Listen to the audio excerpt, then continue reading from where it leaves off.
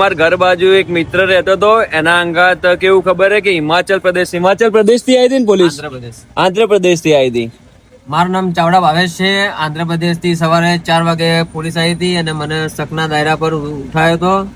પછી હું ના પાડતો હતો તો મને જબરજસ્તી કરી. પછી પોલીસ વાળા સારા હતા તો મને પોલીસ સ્ટેશન લઈ ગયા.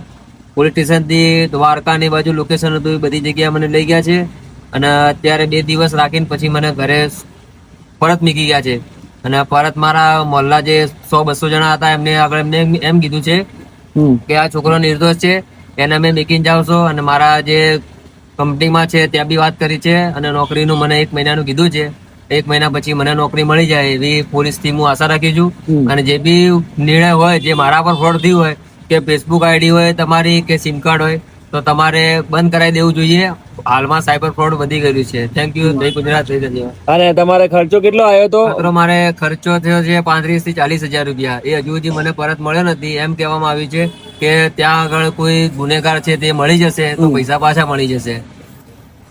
તો ભાઈ આ આપણો મિત્ર જ હતો અને એને 30-35 હજારનો વગર ફોગટનો ખર્ચો આવી ગયો હતો. એટલે એને કેવું થયું હતું ખબર છે કે એનું સિમ કાર્ડ ચાલુ હતું અને એને એવું લાગ્યું હશે કે ચલો હેડો વાંધો નહીં, નાખી દીધો છે કે ખોવાઈ ગયો છે, પણ એના નામનું જ ચાલુ હતું.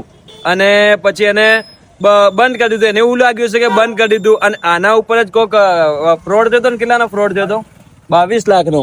22 લાખનો ફ્રોડ તરીકે મારું નામ આવ્યું હતું. પણ એ ફ્રોડ મેં નતું કર્યું, કોઈ બીજા કર્યું હતું. અને ગુનેગાર છે તે મળી જશે એવી આશા રાખીએ છીએ પોલીસ થી અમે.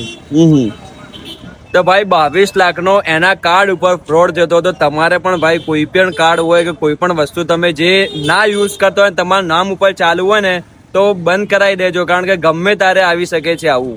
તો ચલો, જય હિન્દ, જય ભારત.